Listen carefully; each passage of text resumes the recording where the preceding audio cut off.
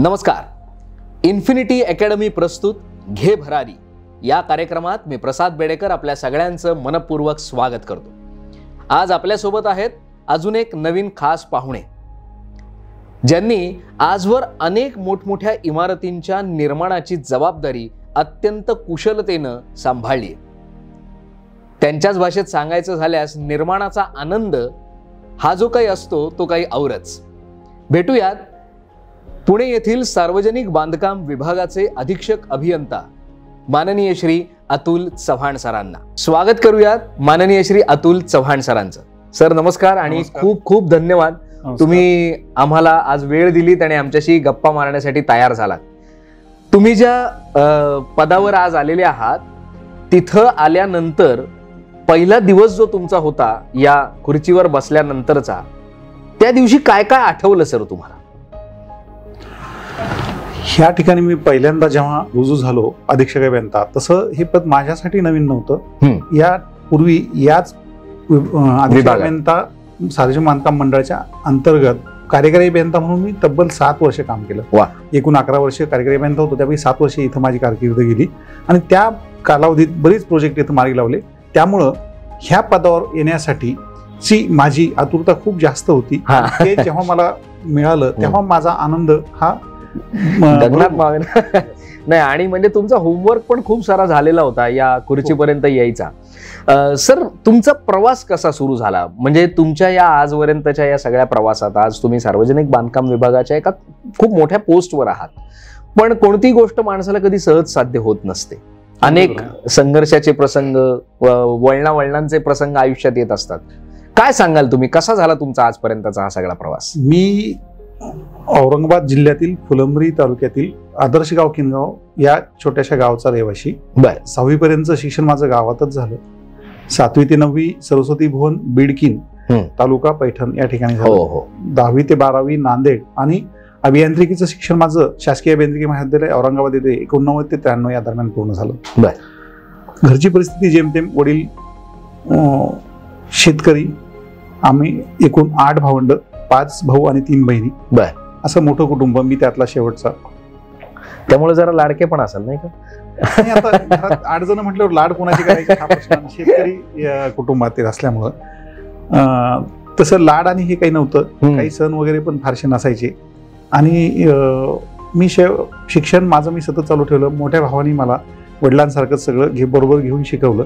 भाऊ सर्व्हिसला होते आणि त्यांनी स्वप्न बघितलं माझ्या माध्यमातून की आपल्या घरात एक अधिकारी निर्माण व्हावा आणि मी त्यानुसार वाटचाल करत राहिलो आणि मला त्यात यश येत गेलं. मी 94 ते 2000 शासकीय तंत्रनिकेतन बीड इथे अधिकता उपयोजित यंत्रशास्त्र या पदावर काम केलं. मी 22व्याच वर्षी नोकरीला लागलो आणि माझं स्वप्न तर अभियांत्रिकी सेवा परीक्षेत प्रावीण्य मिळवायचं हेच होतं. त्यामुळे मी ते सतत चालू ठेवलं होतं. आणि 2000ला शेवटी मी सहाय्यक कार्यकारी अभियंता म्हणून सार्वजनिक बांधकाम विभागात रुजू झाला.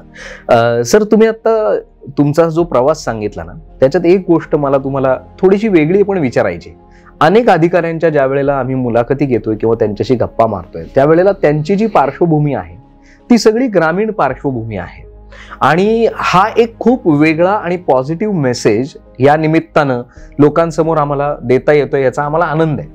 तुम्ही ज्या वेळेला एका शेतकरी कुटुंबातनं, जेमतेम परिस्थिती असलेल्या कुटुंबातनं ज्या वेळेला सरकारी अधिकारी बनण्याचं स्वप्न पाहिलं, त्यावेळेला अशी कोणती गोष्ट होती ज्यामुळं तुमच्या मनात ती चिंगारी पेटली असं आपण म्हणू शकतो की नाही, माझ्या वडिलांचं स्वप्न मी पूर्ण करणारच बाय ऑल मीन्स?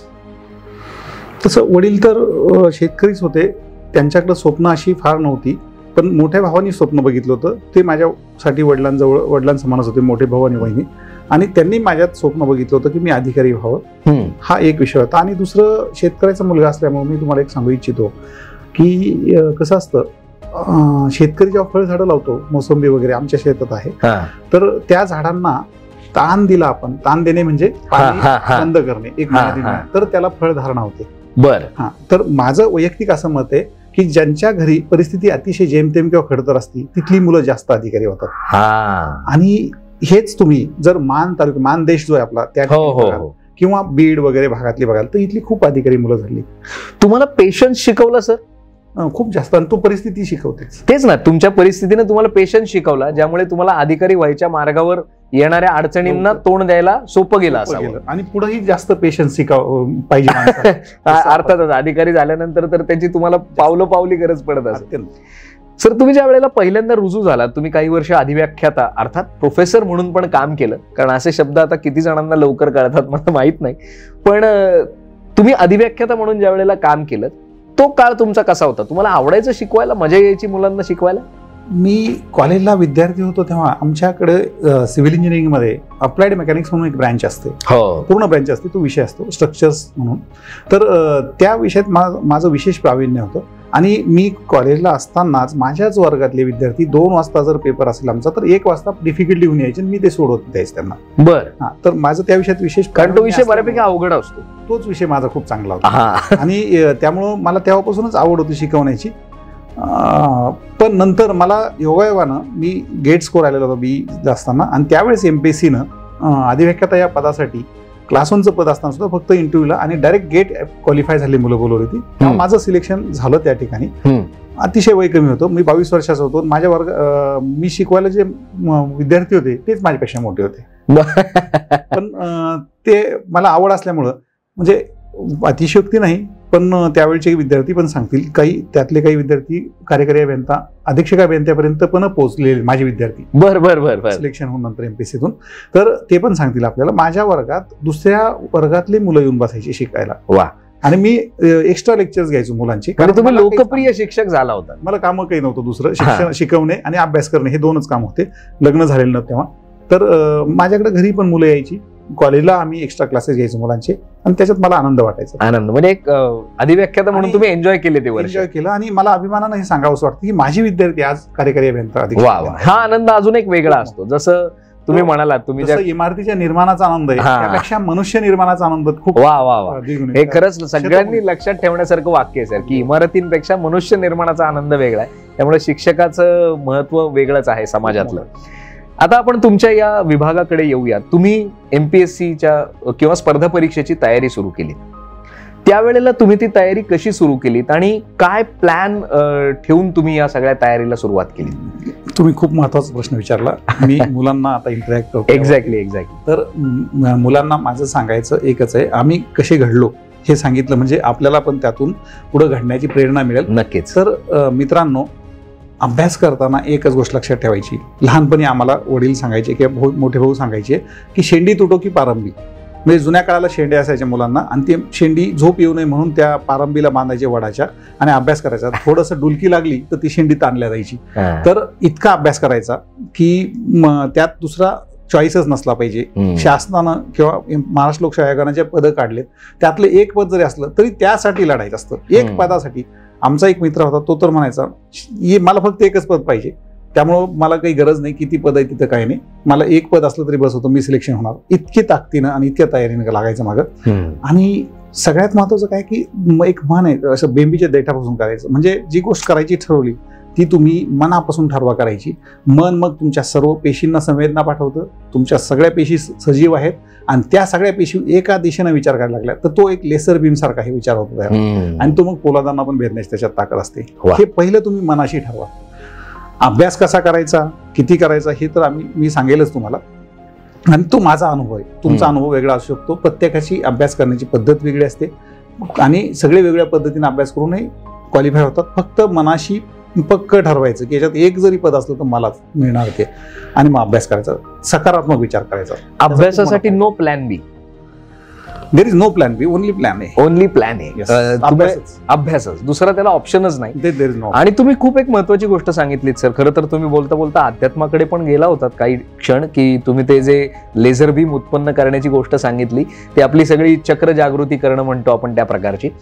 पण सर बऱ्याचदा असंही ऐकलं जातं किंवा बोललं जातं की तुम्ही कोणत्याही स्पर्धा परीक्षेची 3 वर्षाचा तुम्हाला स्वतःला वेळ द्या आणि 3 वर्ष तयारी करा. तुमचं काय मत आहे? एकदम बरोबर आहे. 1 वर्ष किंवा 6 महिने असा सध्याचा जो ट्रेंड आहे तसं होणार नाही, होत नाही. आमच्या वेळेस झाली, मला 5 वर्ष अभ्यास करावा लागले. तर मी 1993ला BE झाल्यानंतर जुलैमध्ये झालो, सप्टेंबरला ऍडव्हर्टाईज आली होती ह्याच परीक्षेची, आणि माझं तर स्वप्न होतं यात सिलेक्ट होण्याचं. मी तेव्हा ME टाउन प्लॅनिंगला होतो पुणे COEP-ला, सोडून दिलं, अभ्यासाला गावाकडे गेलो. माझ्या गावात चहाची टपरी सुद्धा नव्हती त्यावेळी. बापरे. मी माझा मित्र एक घेतला बरोबर, आम्ही दोघं सकाळी उठल्यापासून ते रात्री झोपेपर्यंत फक्त अभ्यास करायचो आणि खूप अभ्यास केला. त्यावेळी मी रिटर्न पास झालो आणि त्याच्या अगोदरच मला इंटरव्ह्यूला कॉल यायच्या अगोदरच मला लेक्चरशिपची नोकरी मिळाली होती. मी लेक्चर म्हणून जॉईन झालो होतो आणि इंटरव्ह्यू झाला माझा. इंटरव्ह्यू झाल्यानंतर मात्र मी त्यात क्वालिफाय होऊ शकलो नाही. माझ्यासाठी जीवनातला सगळ्यात मोठा दुःखाचा क्षण ते होता. पण तो कसं म्हणतात, ब्लेसिंग इन डिस्गाईज असं म्हण आहे, ती पण त्याच वेळेस पाठ केलेली. तर यामध्ये त्यावेळेस पास झालो नाही, हे चांगलं झालं एका अर्थानं, कारण त्यावेळेस मी झालो असतो तर असिस्टंट इंजिनियर ग्रेड 1 झालो असतो, पुढे मला संधी मिळाली नसती. पण पुढच्या वेळेस मी जास्त जोमानं कामाला लागलो आणि 98 जी परीक्षा झाली त्यात मात्र मी राज्यात 6व्या क्रमांकावर, अधिक सहाय्यक कार्यकारी अभियंता सार्वजनिक बांधकामावर सिलेक्ट झालो. वा, म्हणजे काहीतरी चांगलं होण्यासाठी आधी काहीतरी वाईट घडावंच लागतं. That is blessing, blessings in disguise. तुम्ही मगाशी बोलता बोलता म्हणालात मी अभ्यास कसा केला. प्रत्येकाच्या अभ्यासाची पद्धत वेगळी असते. तुमची काय पद्धत होती सर? अभ्यास तर तुम्ही खूप केलात, तर तो कसा केलात, म्हणजे काय स्ट्रक्चर होतं? खूप छान प्रश्न आहे. अभ्यास मी कसा करायचो, माझी सवय म्हणजे आता पुण्यात आत्ता काम करतोय पण त्यावेळेसही होती की मी झाडाच्या फांद्या तोडत बसायचे नाही. पेशव्यांनी म्हटलंय की मुळाला घाव घाला, तसं मी सगळ्यात अवघड विषय आणि किचकट जो आहे तो मी आधी हाती घ्यायचो. सर्वसामान्य विषय किंवा सर्वसामान्य गोष्टी ते लोक सगळे करतातच, त्याच्यात सगळ्यांना ॲव्हरेज मार्क पडतात. जे अवघड विषय ते जर आपण क्रॅक केले, त्याला जर आपण जास्त वेळ देऊन ते जर समजून घेतले एकदा आणि ते आपण सोडू शकलो, तर मग तुम्हाला टॉपला जाण्यापासून कोणी रोखू शकत नाही. हा मी पहिले करायचो. म्हणजे माझा सगळ्यात चांगला वेळ जो होता अभ्यासाचा तो मी अवघड विषयाला द्यायचो. एक सकाळचा उठल्यानंतरचा वेळ खूप चांगला असतो, तो वेळ असेल. नंतर आंघोळीच्या वेळेस मित्र माझा आंघोळ करायचा, तेव्हा बाथरूम वगैरे नव्हतं, बाहेरच करायचो, तर तेव्हा मी इंग्रजीचे फ्रेजेस म्हणायचो आणि तो ऐकायचा आणि मी आंघोळ करताना तो ऐकायचा. अशा टाइमपासच्या वेळेत आम्ही GK इंग्लिश केलं, म्हणजे संडासला जाताना किंवा आंघोळ करताना. आता तो पिरियड खूप जुना आहे, आगंधारी मुक्ती तेव्हा नव्हती. करेक्ट. आणि मग बाकी वेळेत चांगला वेळ जेव्हा असेल, खूप मूड चांगला असेल, तेव्हा थिअरी ऑफ स्ट्रक्चर्सचे, इन्फ्लुएन्स लाईन असे विषय घेऊन बसायचं की जे कोणाला फारसे जमत नाही किंवा कोणी त्याच्यात लक्ष घालत नाही, आणि ते अवघड विषय टॅकल करायचे. असं केल्यानंतर सकाळी साधारणतः आम्ही 6 वाजता उठलो, चहा घेतला, ते 6 ते 8 अभ्यास, 8 ते 9 आंघोळ, सकाळी नयारी होऊन जायची आमची, 9 ते 12 1 पर्यंत पुन्हा अभ्यास, 1 वाजता थोडंसं झोपलं, काही हे झालं, 3 वाजता उठून चहा घेतला, पुन्हा 3 ते 6 अभ्यास, 6ला फिरायला थोडंसं जायचं अर्धा तास, त्यावेळेस पण आम्ही विषयाची चर्चा करायचो, आणि पुन्हा 7ला बसलं की पुन्हा 12 वाजेपर्यंत अभ्यास, असं कंटिन्यू करायचो. आणि तिथं आमच्याकडे एंटरटेनमेंटला काही साधन नव्हतं. आणि एक महत्वाची गोष्ट मित्रांनो लक्षात घेतली पाहिजे, जीवनात तुम्हाला काय व्हायचं हे आधी ठरवा. तुम्हाला जर पिक्चर पण बघायचे, तुम्हाला जर व्हॉट्सअप पण बघायचं, मोबाईल हे करायचे, सगळे ऑनलाईन काही नेटफ्लिक्स वगैरे बघायचे आणि अभ्यास पण करायचा, नॉट पॉसिबल. तुम्हाला जे करायचे ते मनापासून करा, ते ध्येय ठेवा समोर.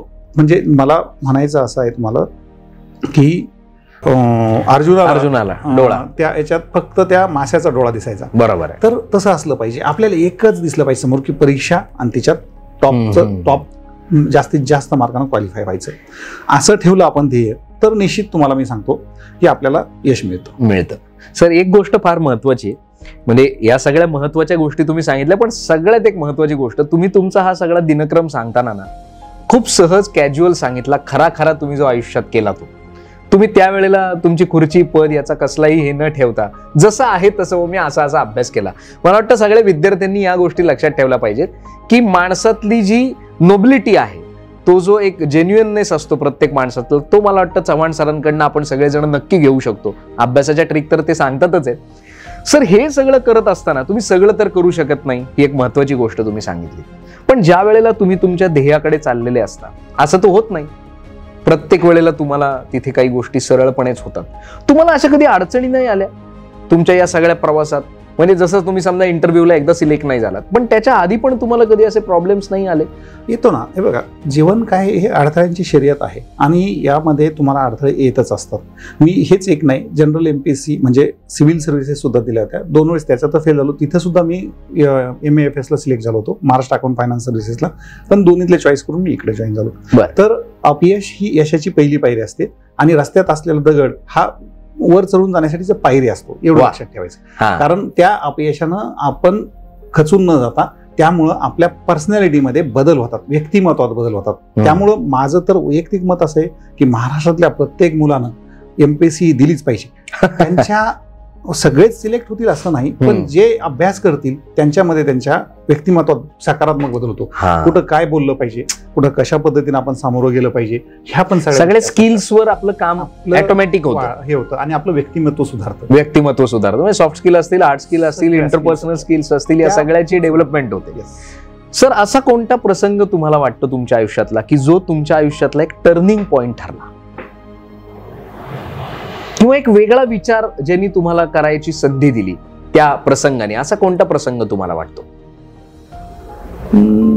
तसं बघायला गेलं तर एकदम असा एखादा टर्निंग पॉइंट वगैरे नाही, पण मी 7वी झाली माझी आणि वडिलांनी एक बाजूच्या गावात शेती घेतली होती, तिथे आमचे मोठे भाऊ माझे राहायचे, ते अनमॅरिड होते. पण मी वडिलांच्या मागे लागलो की मला त्या गावात शिकायला जायचं. बरं. तर मग 7वीला त्या गावात गेलो, पण त्या गावातून मारोळा म्हणून गाव येते आणि तिथून बिडकींची सरस्वती शाळा 3 किलोमीटर होती. तर मी यायचो त्या शाळेत. तर गावातल्या सगळ्या मुलांनी, आता बाहेरच्या गावचा मुलगा आला म्हणल्यावर माझ्यावर बहिष्कार टाकला होता. बर. तर तेव्हा बालमन असतं आणि माणूस त्यावेळेस खूप नाजूक याच्यात असतो. तर त्या याच्यात खचून न जाता मी 6 किलोमीटरचा डिटूर करून गावात यायचो, त्या मुलांनी ते त्रास द्यायचे म्हणून. बर. पण मी खचलो नाही आणि मी आणखी अभ्यास केला. तो माझ्या जीवनातलं एक टर्निंग पॉइंट आहे असं मला वाटतं. वेगळा विचार आहे. सर, तुम्ही आज ज्या खात्यामध्ये काम करता त्याबद्दल खूप लोकांना आकर्षण असतं, साहजिक तुम्हाला इथे होतं. काय कारण असेल असं तुम्हाला वाटतं, एक थर्ड पर्सन म्हणून? बरोबर आहे. कसं आहे, सार्वजनिक बांधकाम विभाग असेल, हा विभाग असा विभाग आहे की या विभागानं बांधलेल्या इमारती ह्या लोकांच्या डोळ्यासमोर कायम असतात किंवा लोक कायम ते वापरत असतात. आणि हा विभाग जे रस्ते बांधतो किंवा पूल बांधतो हे पण बांधल्याबरोबर लोकांच्या उपयोगात येतात. आमच्या वास्तू किंवा आम्ही बांधलेले रस्ते हे सतत लोकांच्या समोर 90-99% लोकांच्या ह्याच्यात वापरतात आणि 99% लोकांचा संबंध याच्याशी येतो. त्यामुळं ह्या विभागात काम करण्याच्या मध्ये लोकांमध्ये पण एक वेगळ्या प्रकारची एक हे असते आणि निर्माणाचा आनंद पण मिळतो. हा खूप मोठा आनंद आहे. करेक्ट. आणि यामध्ये जर आम्ही काही वेगळेपणा किंवा आणखी चांगलेपणा आणू शकलो, जे की आता खूप मोठं आहे, आता 5 स्टार रेटेड ग्रीन बिल्डिंग हे आमचे सर्किट हाऊस आहे, या पद्धतीनं कलेक्टर ऑफिस केलं आम्ही. तर अशा इमारती आपण देऊ शकलो लोकांना आणि लोकांचं जीवन जर आल्हाददायक करू शकलो, हा विभाग हेच विभाग करू शकतो. रस्त्यावरून जाताना लोकांना, आता आपण बघत असतो एक्सप्रेसवे आहे, नागपूर मुंबई एक्सप्रेसवेच्या याच्यात पण मी होतो अलाइनमेंटमध्ये. किंवा आता सर्किट हाऊस इथलं पुण्याचं कलेक्टर ऑफिस सून आहे, काउन्सिल हॉल आहे, इथं पण आम्ही खूप कामं केली. तर कसं असतं की हे सगळे कामं केल्यानंतर त्या लोकांचे जे काय त्याच्या प्रतिक्रिया असतात, लोकांचे रिफ्लेक्सेस लगेच तुम्हाला अनुभवायला मिळतात. ह्या इमारत सर्किट हाऊसचे तर इथं देशातले सगळे ऑब्झर्वर्स पुण्यात आले की या सर्किट हाऊसला राहतात, आमच्या हे जे VIP सर्किट हाऊस आहे ते. आणि ह्या सर्किट हाऊस मध्ये राहिल्यानंतरचे त्यांचे फीडबॅक जर तुम्ही वाचले, निश्चित वाचा, आपण एक दिवस तिथं हे करू, तर आपल्याला जो आनंद मिळतो तो कशातच नाही, दुसऱ्या कशातच नाही. आणि मला असं वाटतं की शासनाचे वेगवेगळे विभाग जे आहेत त्यातला स्थापत्य अभियंत्यांसाठी हा जे विभाग आहेत, म्हणजे आमचा असेल किंवा जलसंपदा विभाग असेल किंवा MGP असेल, त्यातल्या आमच्या विभागाचं हे ग्लॅमर यामुळे जास्त वाढतं आणि त्यामुळे सगळ्यांचं इथं येण्याचा ओढा जास्त असतो, असं माझं मत आहे. सर, जितकं ग्लॅमर, जितकं त्याच्याबद्दलची पब्लिसिटी, तितकी जबाबदारी वाढते असं नाही वाटत?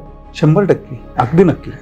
कारण काय होतं की आम्ही बांधलेली इमारत जर वापरात नाही आली आणि जर ती इमारत काही दुर्दैवानं काही त्याला झालं, लिकेज असतील किंवा बाकीच्या गोष्टी असतील, अनसर्व्हिसेबल जर झाली ती बिल्डिंग किंवा रस्ता, तर त्याच्या एवढं दुःख किंवा त्याच्या एवढं पाप कोणतंच नाही असं. म्हणजे जितकं प्रेम मिळतं तितकंच हेही मिळतं. तलवार ही दुधारी असते, तर ते आपल्यावर पण येऊ शकते आणि ते खूप मग मोठं आपल्यासाठी घातक आमच्या सेवेत तर असतंच, अगदी सस्पेन्शन पर्यंत विषय येऊ शकतात, आलेले बऱ्याच जणांना. तर तो तर खूप मोठा विषय. पण कसं की अभ्यास आपण जे केला, ज्यातून आपण आतापर्यंत आलेलो आपला वाटचाल झाली, त्यातून आपण हे चांगलं निर्माण करण्याचीच हे ठेवली पाहिजे आणि तसंच झालं पाहिजे. त्यासाठी आपण सकारात्मक प्रयत्न करणं गरजेचंच असतं. तुम्हाला हा प्रश्न विचारण्यामागचं कारणच हे होतं सर, की कसं असतं की कोणतीही गोष्ट कधी एका बाजूनी पाहू नये असं म्हणतात, नेहमी 3 डायमेन्शनल असावी. जसे काही फायदे आहेत तसे काही तोट्यांना किंवा त्या रोषाला सुद्धा सामोरं जायची ताकद आपल्यात निर्माण झाली पाहिजे. तुम्ही आता बऱ्याच बिल्डिंग्सची नावं घेतलीत बोलता बोलता, की या सगळ्यांच्या निर्मितीत तुमचा हात होता. तुम्ही बरेच वर्ष या विभागात आहात, तुम्हाला तुम्ही केलेलं सगळ्यात आवडलेलं काम कुठलं? मी केलेलं काम सगळ्यात चांगलं हे मला ससून रुग्णालयात जे आम्ही अंतर्गत रेनोव्हेशन केलं. 1956ला ससूनची इमारत झाली आणि 2012ला आम्हाला म्हणजे 56 वर्ष रिनोव्हेशन केलं, रेनोव्हेशनची हे मिळाली. त्या ठिकाणी इतका फुटफॉल आहे, इतके पब्लिक तिथे येतं आणि सामान्य असतं सगळं. सगळं पब्लिक त्या ठिकाणी येत असताना तिथं लावलेले जे कोटा स्टोन पायऱ्यांना होते ते झिजलेले होते. कोटा स्टोन झिजणं म्हणजे खूप लोकांची तिथे ये जा बरोबर आहे. त्या ठिकाणी आम्ही ह्या सगळ्यांचा विचार करून डबल थिकनेसचे पायऱ्यांचे ग्रॅनाइट, पुन्हा बाकी ठिकाणी पण फुल बॉडी व्हिट्रिफाईड टाईल्स वगैरे इतक्या चांगल्या सुविधा तिथं दिल्यात आम्ही की आजही ससूनचे डॉक्टर्स ते चांगलं झालं आणि खूप चांगल्या उपयोगात येतं असं सांगतात. तिथं प्रचंड गर्दी सामान्य माणसाची असते आणि त्या ठिकाणी अत्यंत चांगल्या सुविधा मिळतात. आमचं कर्तव्य हे असतं अशा वेळेस सिव्हिल इंजिनियर्सचं की सार्वजनिक बांधकाम विभागात काम करणाऱ्या त्या ठिकाणी त्या सगळ्यांना चांगल्या सर्वोत्तम सुविधा देण्याची आणि तीच सगळ्यात मोठी सेवा आहे असं मला वाटतं. मी कलेक्टर ऑफिस, सर्किट हाऊस तर पहिल्या दगडापासून ते फायनल त्याचा उद्घाटनापर्यंत मीच काम केलेलं आहे त्या सर्किट हाऊसचं एक्झिक्युटिव्ह इंजिनियर म्हणून. आणि त्याच्या अगदी खूप खास काळजी घेतात होते. हे तर आनंद आहेच, पण यापेक्षा सर्वसामान्यांच्या वापरात येणारी इमारत पण रुग्णांच्या सेवेसाठी त्यात केलेल्याचा आनंद मला सगळ्यात मोठा आहे. नक्कीच सर, खरंच आहे की तुम्ही अधिकारी जरी झालात तरी तुमच्यातलं माणूस पण तुम्ही कायम जिवंत ठेवलेला आहे असं म्हणायला हरकत नाही. कारण शेवटी आपल्यावर संस्कार कसे होतात लहानपणापासून ते आहे. कारण शेतकरी ही एक अशी काय म्हणता येईल त्याला, तो विचार आहे असं मला कायम वाटतं की जो कायम पहिले देण्याचा विचार करतो. त्या सोसायटीतनं, त्या विचारातनं तुम्ही आलेले आहात. सर, एक महत्वाचा प्रश्न आता मला विचारायचा आहे. तुम्ही अनेक पायऱ्या चढत चढत इथपर्यंत आलेला आहात. तुम्ही हे सगळं चढत असताना काय गोल ठेवलंय तुमचं? तुम्ही खूप महत्वाचा प्रश्न विचारला. पुन्हा मी अध्यात्माकडे वळलो असं पुन्हा म्हणा. नाही, याच्यात मी माझ्या जीवनाचा गोल ठेवला. एक चांगलं पुस्तक मी वाचलं, तो मुद्दाम थोडस विस्तारानं. अगदी एक who will cry when you die, okay, पुस्तकाचं नाव आहे. त्या पुस्तकात काय म्हटलं किंवा समजा तुम्ही आज मेल्यानंतर तुम्हाला झोपवलं, तुमचे आप्तसुखे जमले आणि तिथे तुम्हाला आता अग्नी देण्यासाठी तुमचा मुलगा आलाय पुढं, तर त्यावेळेस तुमच्याबद्दल तिथं जमलेल्या सगळ्या लोकांच्या मनात एक वाक्य काय असेल, वन सिंगल लाईन काय असेल असं तुम्हाला वाटतं. ते जे वाक्य त्यांच्यात असेल ते वाक्य तुमच्या जीवनाचा हायर पर्पज असला पाहिजे. It must be the higher purpose of your life. वा. तर कसं असतं की तुम्ही तुमच्या जीवनात काय कमवलं, किती पैसे कमवले, किती प्रॉपर्टी घेतल्या, काय केलं, याला काहीही अर्थ नाही. तुम्ही बघा 3 पिढ्यानंतर किंवा 4 पिढ्यानंतर त्या प्रॉपर्टीचं काय होतं काहीच राहत नसतं त्यातलं. तर तुम्ही विचारांनीच फक्त मागे राहू शकता, तुम्ही कामानेच फक्त मागे राहू शकता. मी तुम्हाला सुरुवातीलाच मी सांगितलं माझं गाव आदर्श गाव. पोपटराव पवार, डॉक्टर अविनाश पोळ हे माझे खूप जवळचे मित्र आहेत आणि अतिशय चांगले संबंध आहेत. यांना कायम गावात नेलं, गावात आम्ही आदर्श गाव निर्माण केलं आणि एक चांगलं काम केलं.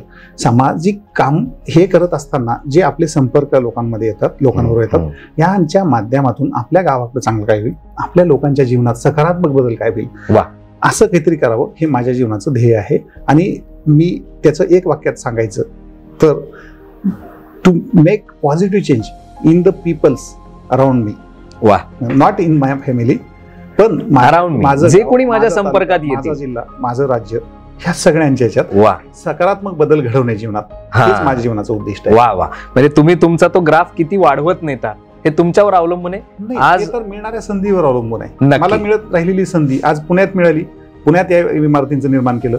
यापूर्वी 2 वर्ष औरंगाबादला होतो, तिथं सुद्धा मी 10 इमारती अशा होत्या की ज्या विना त्या सगळ्या वापरात आणल्या. विशेषतः त्या माझ्या म्हणजे माझं स्वाभिमान असलेल्या डॉक्टर बाबासाहेब आंबेडकर मराठवाडा विद्यापीठाच्या काही इमारती होत्या, त्या 4 इमारती वापरात आणल्या. त्याचं खूप मोठं मला हे या इथल्या ससूनच्या नंतर तेच मला माझं हे प्रेरणास्थान आहे. म्हणजे आम्ही नशीबवान म्हणायचं, आज आमच्यामध्ये पण काहीतरी पॉझिटिव्ह चेंज होण्याची सुरुवात झालेली आहे असं म्हणायला हरकत नाही. नाही सर, खूप खूप धन्यवाद. आणि तुम्हाला आज तुम्ही ज्या पोस्टवर आहात तिथून याही क्षेत्रातल्या तुमच्या सगळ्या वरिष्ठ पोस्टवर तुमची पदोन्नती व्हावी आणि तुमचा खूप उज्ज्वल भविष्यकाळ व्हावा. तुमच्याकडनं आमच्यासाठी अनेक चांगल्या इमारती सर्वसामान्यांसाठी निर्माण व्हाव्या हीच शुभेच्छा व्यक्त करतो. इन्फिनिटी अकॅडमीच्या या कार्यक्रमात तुम्ही आलात, आमच्याशी गप्पा मारल्यात, आम्हाला वेळ दिला, त्याबद्दल मनापासून आभार. आपले पण मी खूप खूप आभार मानतो. आणि मी विद्यार्थ्यांसाठी एक हे देऊ इच्छितो की या पदाचं ग्लॅमर किंवा सार्वजनिक बांधकाम असेल, जलसंपदा असेल किंवा इतरही स्पर्धा परीक्षा आपण तयारी करत असाल, या सगळ्या पदांचं ग्लॅमर किंवा त्या पदांच्या मागं प्रतिष्ठा याच्या मागे जाऊ नका. त्यामागे खडतर पण जीवन खूप आहे. जसं सरांनी सांगितलं की 3 डायमेन्शन किंवा त्याला मल्टी डायमेन्शन असतात, सगळे डायमेन्शन बघा. आणि यात असलेले चॅलेंजेस, यात असलेले ताकद जी की लोकांच्या जीवनात सकारात्मक बदल घडवू शकते, यासाठी तुम्ही या आणि लोकांच्या जीवनात सकारात्मक बदल घडवण्याचा डेल्टा नका होत नाही प्रयत्न करा. आणि त्यासाठी आपण अभ्यास करा. तुम्हाला सगळ्यांना माझ्या खूप खूप शुभेच्छा. आणि इन्फिनिटी अकॅडमीच्या संचालकांना आणि त्यांना सुद्धा माझ्या शुभेच्छा. आपल्या हातून सत्कार्य घडो आणि चांगले युवक निर्माण हो, हीच सदिच्छा. धन्यवाद. धन्यवाद सर. तर हे होते अधीक्षक अभियंता चव्हाण सर. खरं तर ते बोलत असताना एक प्रश्न सतत मनात येत होता, हे अधिकारी आहेत की एक आध्यात्मिक प्राध्यापक? कारण त्यांच्या प्रत्येक बोलण्यातनं आपल्याला नवीन काहीतरी मिळत होतं. हे क्षेत्र ग्लॅमरस जरी असलं तरी या क्षेत्रात येणाऱ्या अनेक खाचखळग्यांकडे सुद्धा आपण लक्ष दिलं पाहिजे. त्यांच्या अभ्यासाची खास पद्धतही त्यांनी आपल्याला सांगितली आणि सगळ्यात महत्त्वाचं त्यांच्या आयुष्यातलं ध्येय आपल्याला कळलं. ते म्हणजे माझ्या आसपास असलेल्या प्रत्येकाच्या आयुष्यात काहीतरी सकारात्मक बदल घडवून आणणं. मला वाटतं ही खूप मोठी गोष्ट त्यांनी आपल्याला सांगितली आणि हाच आपल्या या कार्यक्रमाचा उद्देश आहे. इन्फिनिटी अकॅडमी प्रस्तुत घे भरारी या कार्यक्रमात आज इथेच थांबूयात. भेटूयात पुढच्या नवीन भागात.